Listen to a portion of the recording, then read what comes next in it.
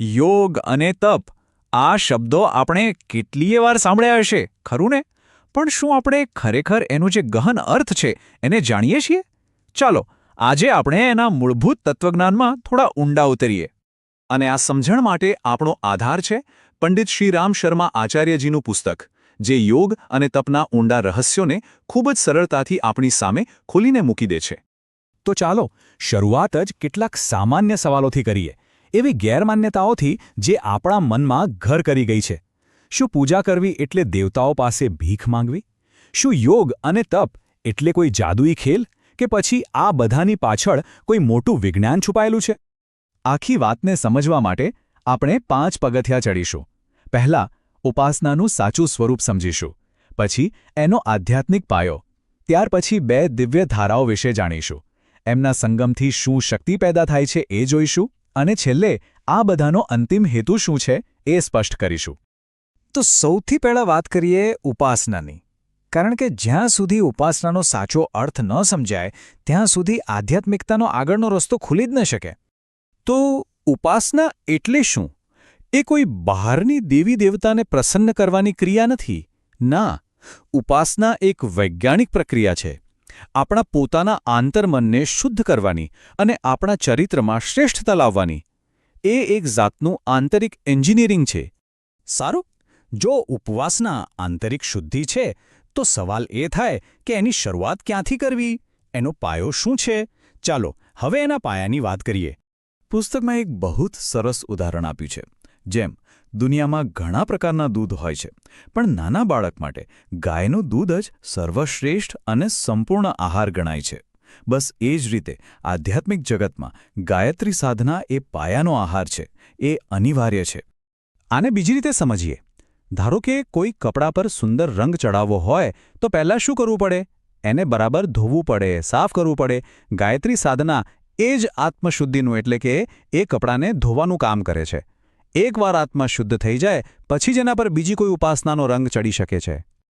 તો એકવાર આત્મશુદ્ધિનો આ મજબૂત પાયો નંખાઈ જાય પછી એમાંથી 2 મહાન અને દિવ્ય ધારાઓ પ્રગટ થાય છે, અને એ છે યોગ અને તપ. એનું વર્ણન એટલું કાવ્યાત્મક રીતે કરવામાં આવ્યું છે કે જાણે આપણા અંતરાત્માના હિમાલયમાંથી 2 પવિત્ર નદીઓ ગંગા અને યમુના વહેતી હોય. અને આ બંને વચ્ચેનો તફાવત બહુ જ સ્પષ્ટ છે. યોગ એ છે મન માટેનું અનુશાસન. એ આપણી માન્યતાઓ અને આપણા વિચારોને શુદ્ધ કરે છે. જ્યારે તપ એ છે શરીર માટેનું અનુશાસન, જે આપણી આદતો અને સહનશક્તિને મજબૂત બનાવે છે. એક મનને સાધે છે, બીજું તનને. તો પછી શું થાય જ્યારે આ 2 મહાન શક્તિઓ, ગંગા અને યમુના જેવી આ 2 ધારાઓ એક જગ્યાએ મળે? એમના સંગમની શક્તિ કેવી હોય છે? ચાલો જોઈએ. જ્યારે શુદ્ધ થયેલા મનની શક્તિ એટલે કે યોગ અને શુદ્ધ થયેલા શરીરની શક્તિ એટલે કે તપ, આ બંને એક થાય ત્યારે કંઈક ત્રીજું જ નિર્માણ પામે છે. આ સંગમ એવો છે જાણે વીજળીના 2 તાર ભેગા થાય અને એક શક્તિશાળી તણખો જન્મે, અથવા તો 2 અલગ અલગ રંગો મળીને એક તદ્દન નવો જ રંગ બનાવે. આ એક ત્રીજી અદૃશ્ય શક્તિનો ઉદય છે. અને આ જે ત્રીજી શક્તિ જન્મે છે એને જ કહેવાય છે સિદ્ધિ. અને અહીં સિદ્ધિનો અર્થ કોઈ ચમત્કાર કે જાદુઈ કરતબ નથી. સિદ્ધિ એટલે આત્મનિપુણતા, પોતાની અંદર છુપાયેલી દિવ્ય શક્તિઓનું જાગૃત થવું. આ જ સાચું લક્ષ્ય છે. અને એક વાત ખાસ યાદ રાખવા જેવી છે. આ બધી શક્તિ માત્ર આસન, પ્રાણાયામ કે ઉપવાસ જેવી શારીરિક ક્રિયાઓમાં નથી. અસલી શક્તિ તો એની પાછળ રહેલા તત્વજ્ઞાનને સમજવામાં છે. એ સમજણ વગર બધી ક્રિયાઓ નિરર્થક છે.